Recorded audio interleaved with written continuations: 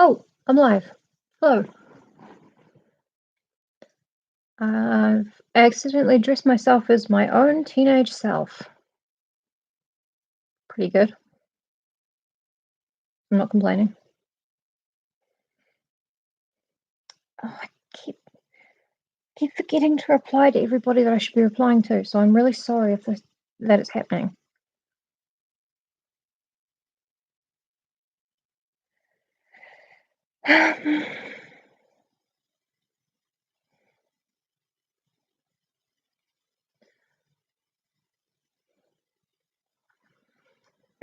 Yeah, I'm trying.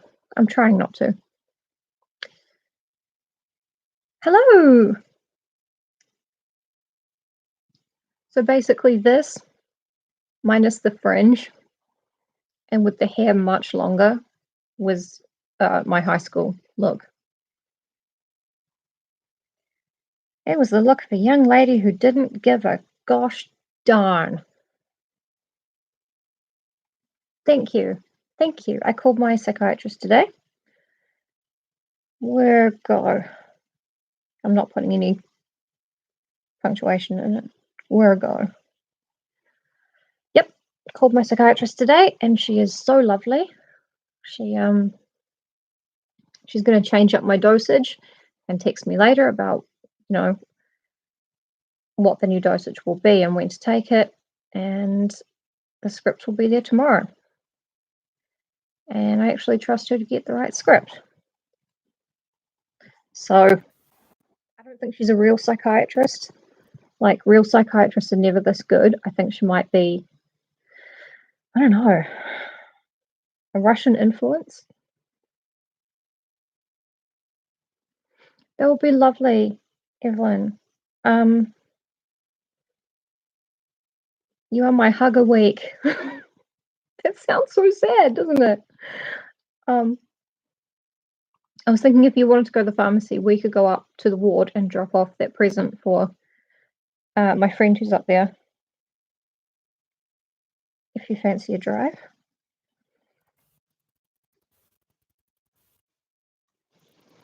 Probably a witch, yeah. But I like witches. I'm half witch on my mother's side. Or Scottish, I can never quite tell which. They're powerful, tiny women.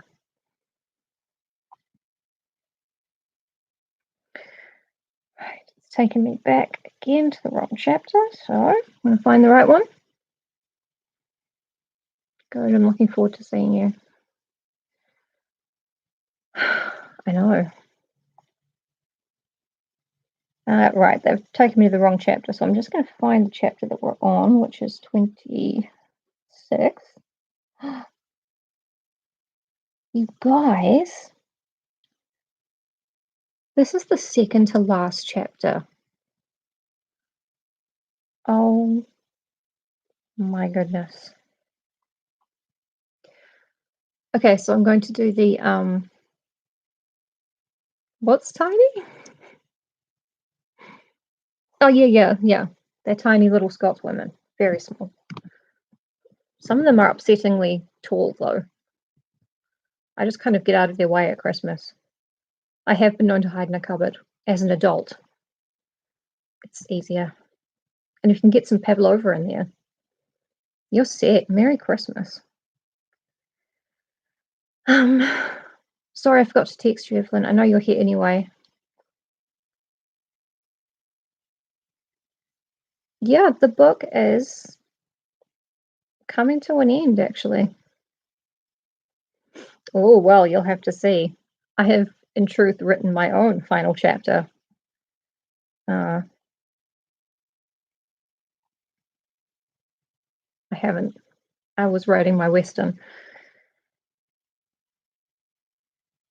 Oh, right, that's right. Okay, last time we Jonathan went and spoke to a man with a Scottish accent written out, so I tried to replicate that, and it was a mixed bag. For the first time I was doing it, with no practice, no rehearsal. Not bad, I think. Right, and then Mina, despite being extremely low on blood and cast out of God's kingdom forever because she's got a big old scar of the sacramental wafer on her head, has managed to own the guys again by using logic to figure out where Dracula was going. Oh, I think he might. Proud Anselmo. I should say hi to everybody when I start the chat, shouldn't I? Hi, Danny. Hi, Evelyn. Hi, Father Dog. Hi, John. Hi, Nick. Hi, Proud Anselmo. Hi. Oh, it's you again. Hello. We did it. She has used logic and reason and bullet points with subpoints within them to figure out what the Count was doing, where he was trying to go, and which way would be best for him. And Mina's narrowed it down logically to the Sereth River, which is at Fundu, joined by the Bistritza, which runs up around the Borgo Pass. The loop it makes is manifestly as close to Dracula's castle as can be got by water. And that was where we stopped because I got really tired, but and also I skipped ahead in the chapter to see how much longer it was, and it was so long. Oh my god. I look great today. I look really good. Sorry, that was just a little. Right. If everyone is here, who is usually here, we usually don't start reading until 10 minutes in, just to make sure everyone gets here. So I think I'm going to do that again. And I'm going to tell you stories from lockdown. Thank you. Actually, the way my hair's sitting now is it's not the same, but it's not entirely dissimilar to the Joan Jett style mullet haircut I got when I was like 23, 26, in my 20s. It looked so good. I looked so cool. Unfortunately, there are no photos. I think my ex may have taken photos of us dressed up as the Spinal Tap guy. Oh, one of the guys from Spinal Tap, Nigel and Joan Jett, but they would be like on a camera. I know, right? Colonial house. Yeah, I don't think we remembered to take any pictures of us. Because we were busy back then. I'm sorry. Sorry, family. If you end up watching this, Tyler, you probably won't, because unless I die, then you might. Gosh, I hope I don't die.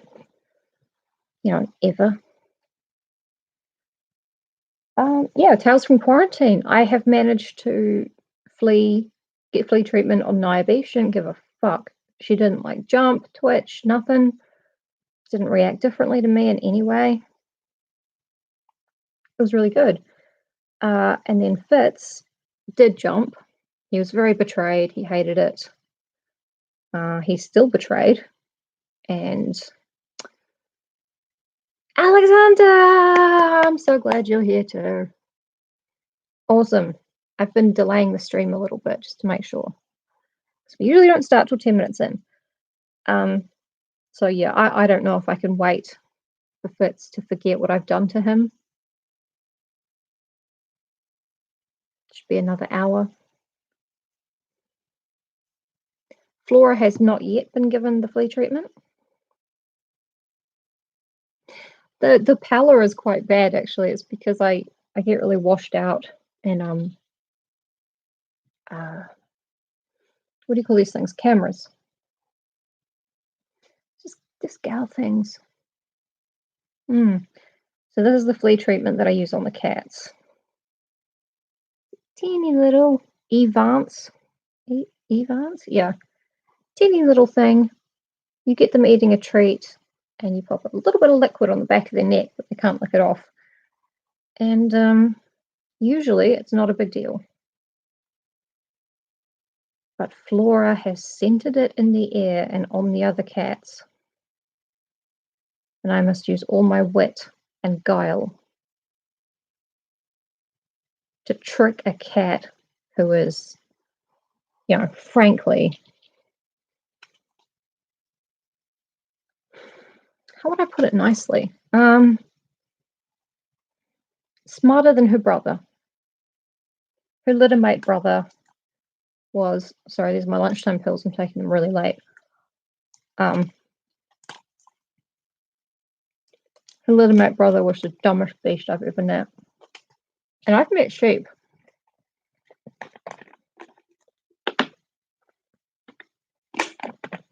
Better 3 hours late than never.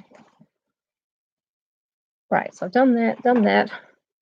We are 10 minutes in. I angle it like that. I can kind of sit up a bit, and you can get a much better view of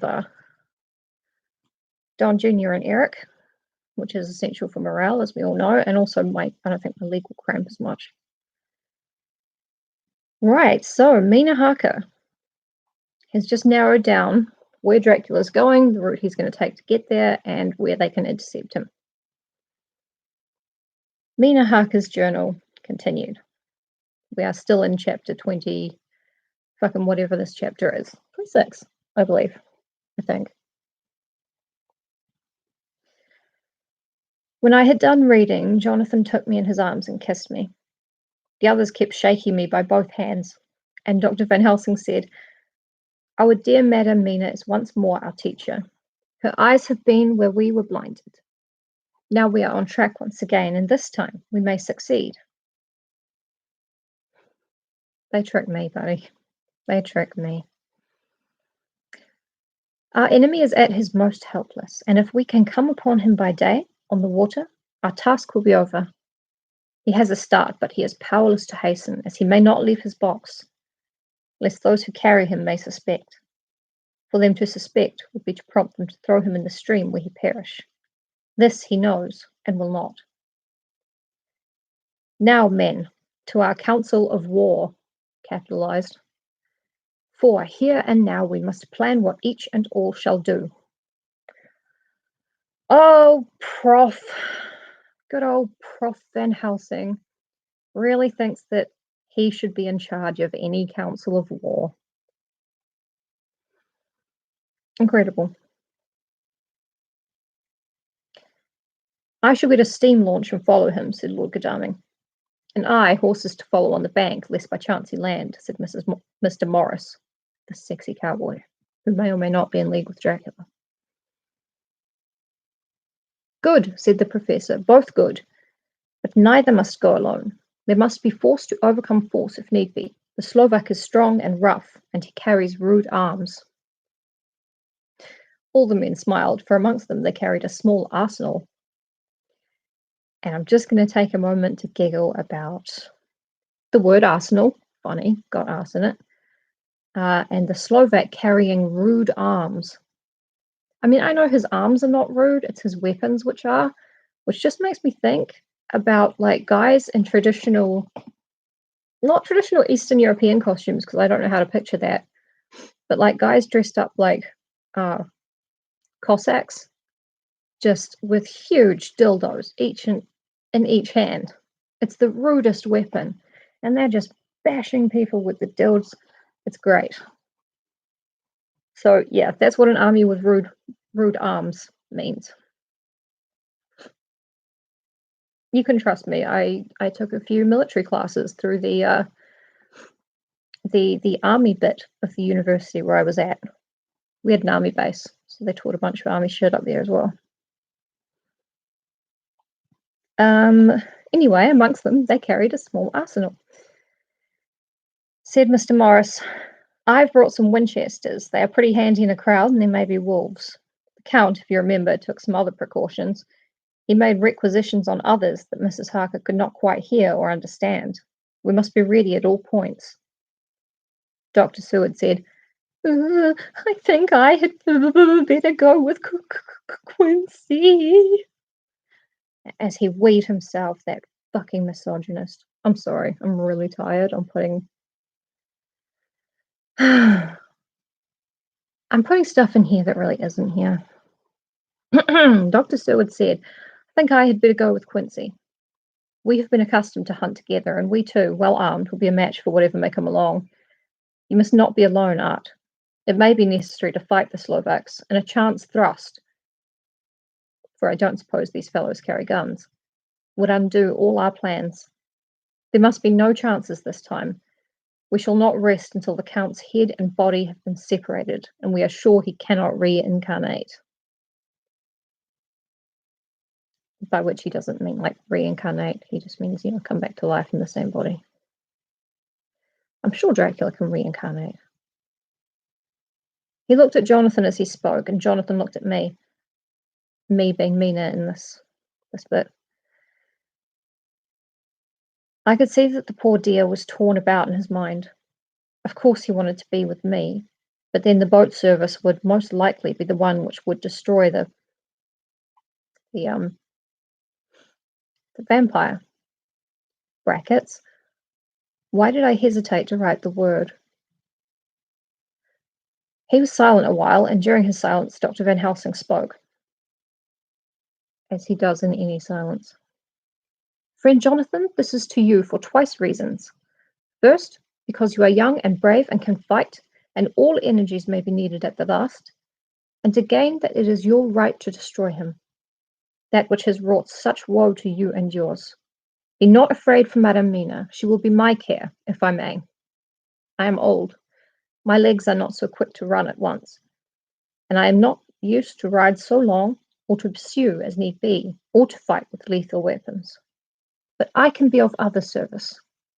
I can fight in other way, and I can die, if need be, as well as younger men. Now let me say that what I would do is this.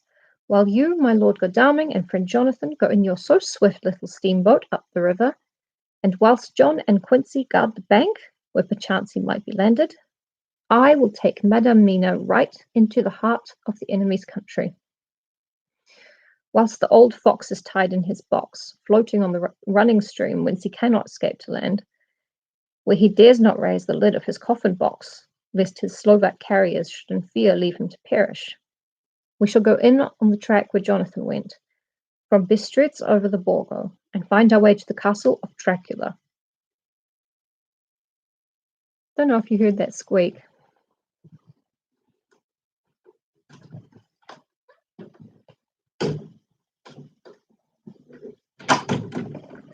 It's how Flora says, open the door, please. I'm only going to get louder.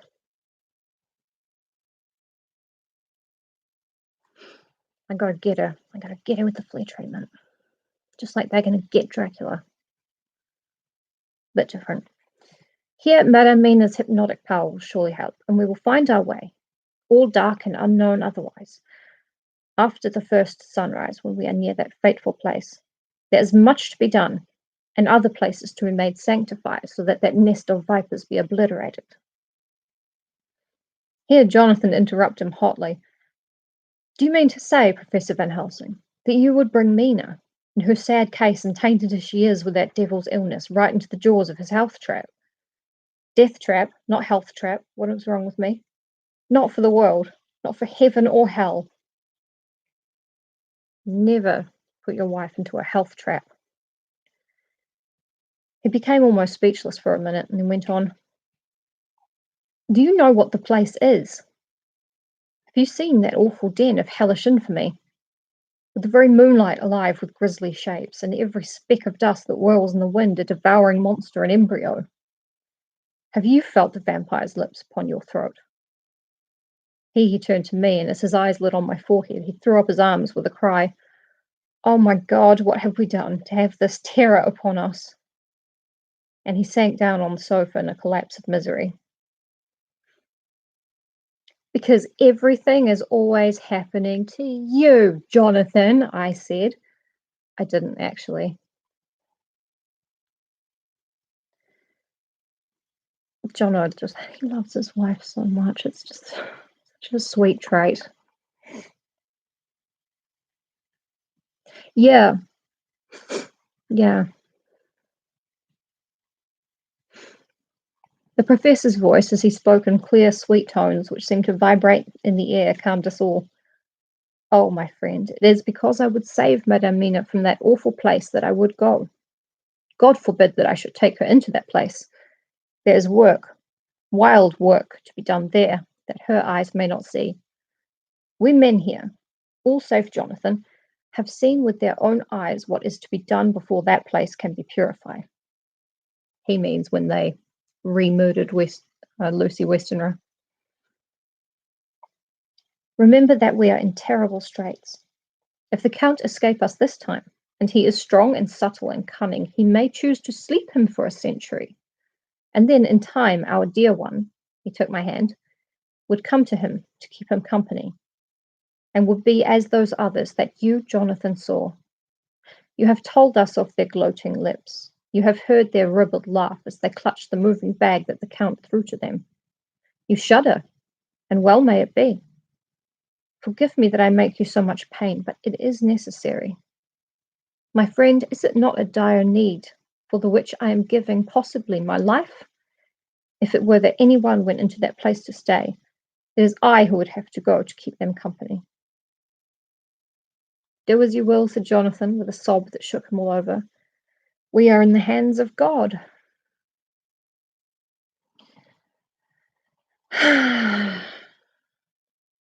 Who's to say that Mina... Oh, well, no, actually, Mina has said herself that she doesn't want to become a vampire. Never leave your wife in a health trap. Dracula. A health trap is like... It's like Saw, except instead of like torture machines, the jigsaw puppet is just trying to make you eat vegetables or like walk outside in the sunshine. Is that anything? No.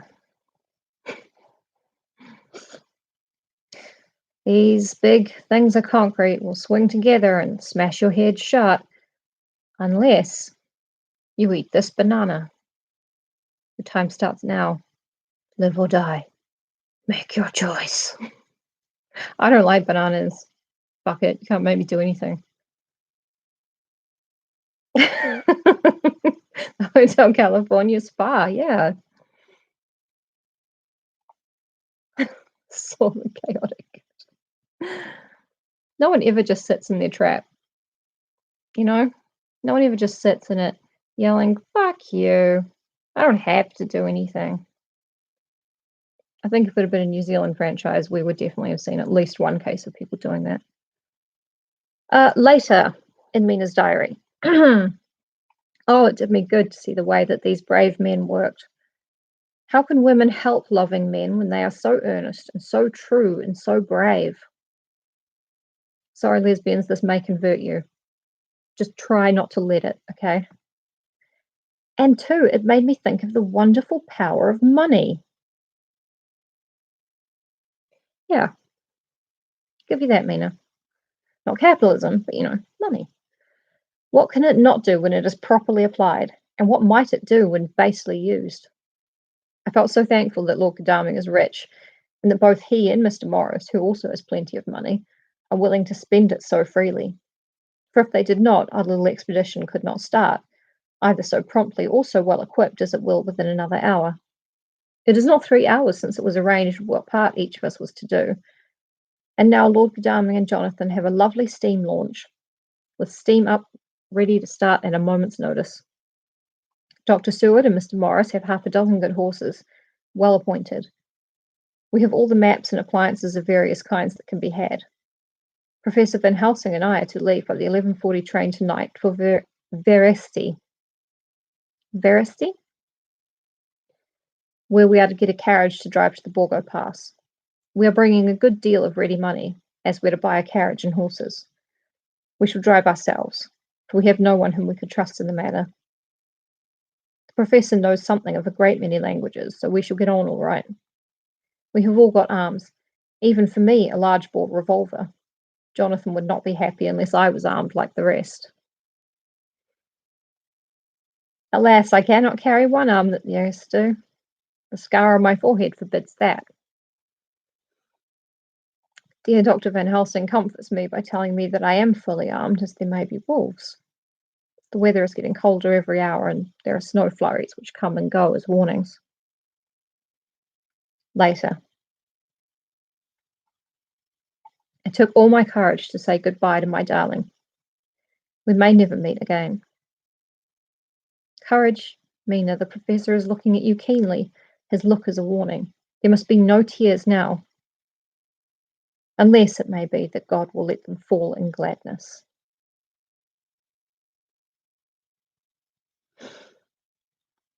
Yeah, Van Helsing, he knows how to say a bunch of stuff in different languages that he's not really speaking the language. He's doing my freeform invented Spanish that I made up and a lot of gesturing. Yeah. He's around English people. None of them know what's what. The arms that Mina's talking about are, they've all got like a gun in one hand and a wooden stake in the other, or a big crucifix or something. You know, they've got one earthly weapon and one spiritual, heavenly weapon. And she obviously can't have one of those because the sacramental wafer burns her forehead and she's vampiring. Yeah, Danny, I didn't think that Mina's saying, oh, these guys who keep leaving me in the dark until I got Dracula. But they really seem to like me. How can women help loving men? Slower, louder, lots of pointing. Talking about how these people are stupid in a way that they understand what you mean without knowing any of your language. But anyway, today's broadcast is brought to you by water because I ran out of minis.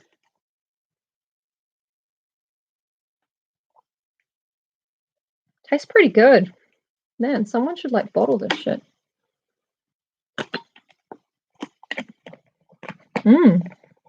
Could drink that all day. That's smooth. Jonathan Harker's journal, October 30th, night. I'm writing this in the light from the furnace door of the steam launch. Lord Godalming is firing up. He is an experienced hand at the work, as he has had for years a launch of his own on the Thames and another on the Norfolk Broads. His wealth is immoral and incorrect, and should be distributed to the people. Oh, no, sorry. Misread. Regarding our plans, we finally decided that Mina's guess was correct, and that if any waterway were chosen for the Count's escape back to his castle, the Sereth and then the Bistritz junction would be the one. We took it that somewhere about the 47th degree north latitude would be the place chosen for the crossing the country between the river and the Carpathians. We have no fear in running at good speed up the river at night. There is plenty of water, and the banks are wide enough apart to make steaming, even in the dark, easy enough. Lord Godalming tells me to sleep for a while, as it is enough for the present for one to be on watch. But I cannot sleep. How can I, with the terrible danger hanging over my darling, and her going out into that awful place? My only comfort is that we are in the hands of God. Only for that faith would be easier to die than to live, and so be quit of all the trouble.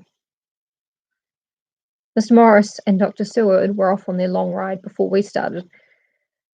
They had to keep up the right bank, far enough off to get onto higher lands where they can see a good stretch of river and avoid the following of its curves. They have, for the first stages, 2 men to ride and lead their spare horses, 4 in all, so as not to excite curiosity. When they dismiss the men, which will be shortly, they shall themselves look after the horses. It may be necessary for us to join forces. If so, they can mount our whole party. One of the saddles has a movable horn and can be easily adapted for Mina if required. You all know what this is. The horn on the saddle, you can move it so that a lady can sit side saddle. Because Even a vampire lady is still a lady. I miss riding horses. I haven't ridden a horse since I was 18. We got to learn how to ride horses in sixth form. We got a 6-week module where, 3 times a week we would go out and learn horse riding. That was for the dumb kids who didn't want to do like a bunch of advanced subjects. Well, it was for the dumb kids and the burnouts. But I loved it. It was the only class at school I have ever enjoyed. I liked it. And then when I was 18, I rode a horse at school camp briefly. And it was great. Yeah. It was way cooler. Yeah. But anyway. It is a wild adventure we are on. Here, as we are rushing along through the darkness, with the cold from the river seeming to rise up and strike us, with all the mysterious voices of the night around us, it all comes home. We seem to be drifting into unknown places and unknown ways, into a whole world of dark and dreadful things. Godalming is shutting the furnace door. ... Bram Stoker loves this shit. I'm gonna sneeze in a minute.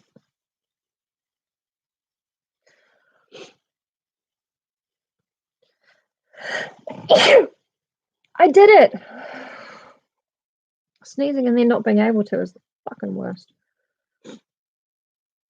31st of October. Does that date ring a bell to any of you? Could it perhaps be... Thank you.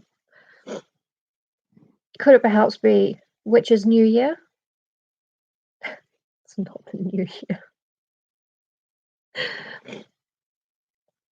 31st of October, still hurrying along. The day has come and Godalming is sleeping. I am on watch.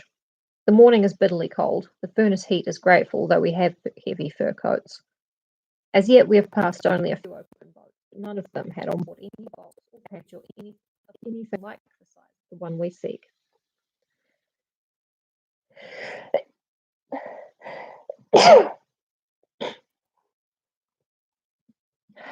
It's spooky day. The men were scared every time we turned our electric lamp on them and fell on their knees and prayed. I don't know if Jono was saying here that that these river peasants believe their electric lamp is a god, or if these guys are smugglers and they don't really want... Yes, I'm allergic to scary things. When I go to horror movies, it's like snuff to me. It's pretty good. I can't find my nose. I don't know where the tissues are. Free content. So, 1st November evening. No news all day. We have found nothing of the kind we seek. We have now passed into the Bistretza, and if we are wrong in our surmise, our chance is gone. We have overhauled every boat, big and little. Early this morning, one crew took us for a government boat and treated us accordingly. He means bribery. We saw in this a way of smoothing matters, so at Fundu, where the Bistretza runs into the Sereth, we got a Romanian flag, which we now fly conspicuously. They're stealing Romanian government valor. With every boat which we have overhauled since then, this trick has succeeded. We have had every deference shown to us, and not once any objection to whatever we choose to ask or do. Maybe they don't mean bribery then. Sorry. If I blow my nose, it's going to bleed. Which would be on brand, but not fun for me.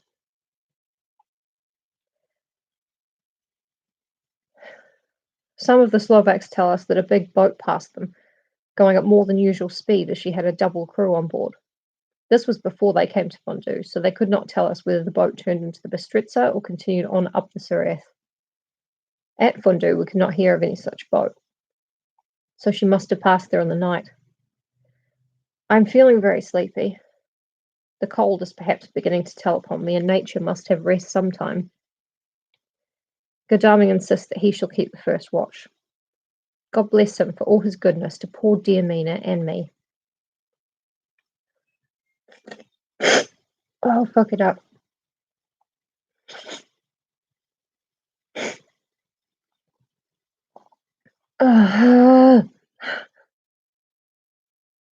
Still going.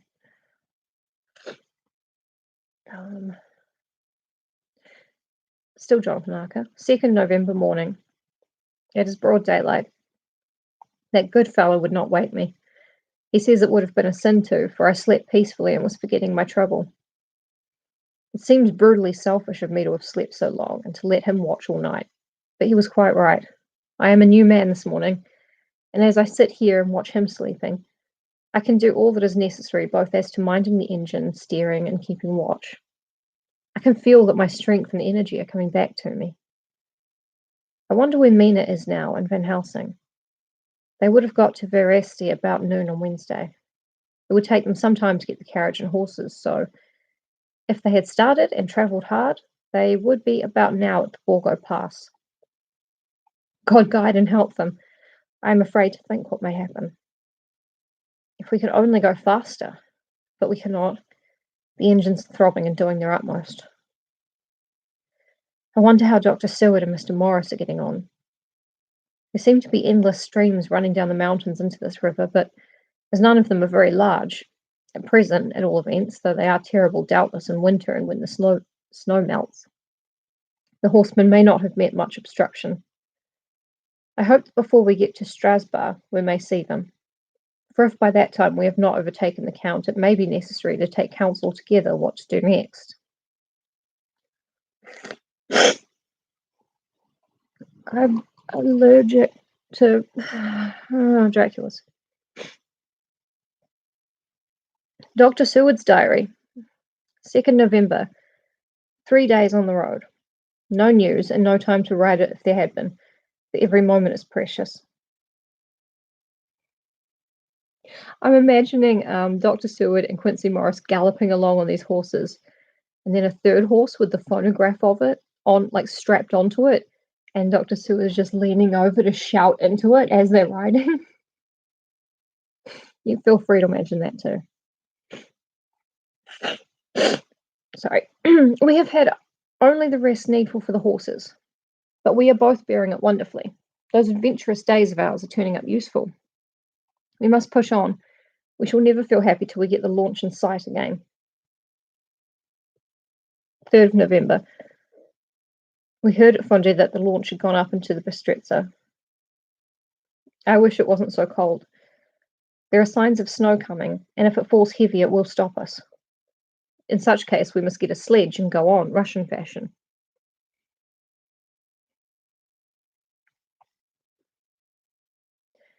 Sorry, I think it's just really funny, like the boys turning up in a sleigh, being driven by Van Helsing. I am the shittiest Santa Claus of all time. 4th November. Today we heard of the launch having been detained by an accident when trying to force a way up the rapids. The Slovak boats get up all right, by aid of a rope and steering with knowledge. Some went up only a few hours before. Godalming is an amateur fitter himself, and evidently it was he who put the launch in trim again. Finally they got up the rapids all right, with local help, and are off on the chase afresh. Sorry. I fear that the boat is not any better for the accident. The peasantry tell us that after she got upon smooth water again, she kept stopping every now and then so long as she was in sight. We must push on harder than ever. Our help may be wanted soon.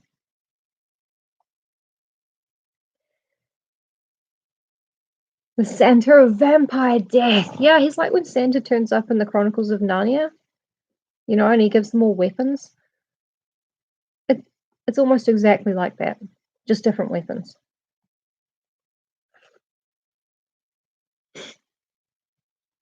Mina Harker's journal. 31st October. Arrived at Veresti at noon. The professor tells me that this morning at dawn he could hardly hypnotize me at all, and that all I could say was dark and quiet. He is off now buying a carriage and horses. He says that he will later try to buy additional horses so that we may be able to change them on the way. We have something more than 70 miles before us. The country is lovely and most interesting. If only we were under different conditions, how delightful it would be to see it all. If Jonathan and I were driving through it alone, what a pleasure it would be to stop and see people and learn something of their life, and to fill our minds and memories with all the colour and picturesqueness of the whole wild, beautiful country and the quaint people. But alas, that would be wrong, because that's rich middle class people looking at poor people and saying, "Oh, aren't they darling?" It's not what she says. Later, Dr. Van Helsing has returned. He has got the carriage and horses. We are to have some dinner and to start in an hour. The landlady is putting us up a huge basket of provisions. It seems enough for a company of soldiers. The professor encourages her and whispers to me that it may be a week before we can get any good food again. He has been shopping too, and has sent home such a wonderful lot of fur coats and wraps and all sorts of warm things. There will not be any chance of our being cold. I mean, Van Helsing's done something really nice now. He's made sure there's tons of food and tons of fur coats. Although nowadays we know that it's much nicer to wear fake fur, which is all I wear, apart from one thing, but I got it from a very antique place. So that fucking cat, or whatever it is, has been dead a really long time. I did it before I became very, very slightly a better person, maybe. Dot, dot, dot, dot, dot. We shall soon be off. I am afraid to think what may happen to us. We are truly in the hands of God. He alone knows what may be, and I pray him, with all the strength of my sad and humble soul, that he will watch over my beloved husband. That whatever may happen, Jonathan may know that I loved him and honoured him more than I can say, and that my last and truest thought will be always for him. The end of the chapter. Well, well, well, well, well, well, well, well. Chapter 27 is, in fact,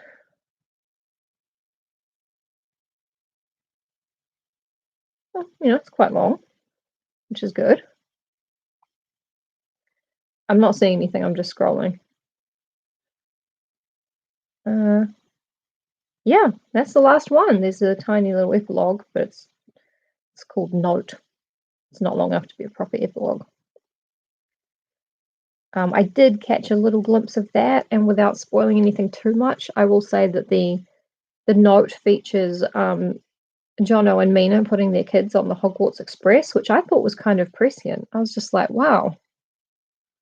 Anyway, that was your chapter in 2 parts. So now they've got Dracula pinned down. Well, they're in the process of pinning. And I'm sure everything will be fine. Just as long as everyone listens to Mina and no one becomes compromised by any charm spells vampires might be able to. It really does feel like a D&D campaign, though. Just all the archetypes that you've got that have like crossover skills that.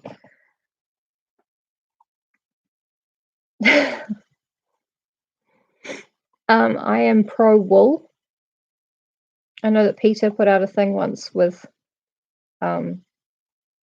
Joaquin Phoenix, and he was like, I don't like to wear cruelty, and it was all sheep surrounding him. I was like, okay, so farming, if you're opposed to farming, that's fair. If you're not, what the fuck do you want the sheep to do? Have you seen Shrek the Sheep? He wasn't happy, or she, or whatever the fuck it was. I think my cousin's class was the class that actually named Shrek the Sheep. They fucking loved Shrek that year. God damn it. Goofballs and Netflix Bizarre Adventure. Yeah, exactly. Pro possum fur? Yeah, maybe. Yeah, they are pests. But they're hungry sometimes. Yep, Peter and mental. There are a lot of ways to be good to, the environment and animals and yourself without getting involved with Peter, because they are the church militant of the kindness movement. But anyway, that's neither here nor there. I'm not here to discuss my politics. I'm here to discuss why Jesus is a better vampire than Dracula, and that's why his symbols hurt Dracula and Dracula's symbols don't hurt him. And that's a fact. It's one of many that I'll be doing on my online homeschooling. But yeah, thank you guys so much for showing up. This has really been kind of a lifeline. Oh, not at my house, Danny. At my house, possums get hungry and they eat cat bickies. Sometimes porridge.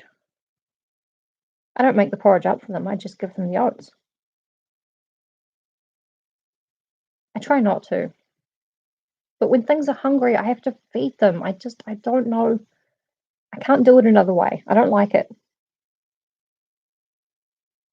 Thanks so much for being here. I hope you're all staying safe as best you can. And if you're in lockdown, which I pray you are, for fuck's sake, stay in lockdown. It's not pleasant for anybody. We all fucking hate it. Even me. Yep, thank you. And I'll see you tomorrow, although what time I don't know, because Friday is my outing day where I pick up my meds and get my bits and pieces of groceries and my Coke minis.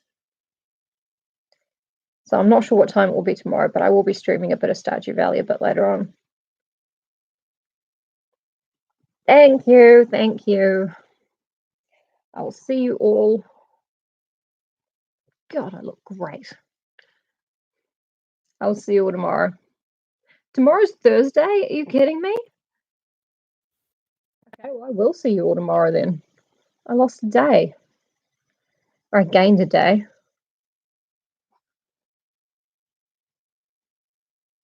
I don't really care. Oh, good. Yeah, please do. Keep guarding the mad. We appreciate it. Thank you. I didn't lose a day. I gained a day. I've got a whole day tomorrow. A further lockdown. Piss. Anyway, thank you for being here. See you later. Stay safe.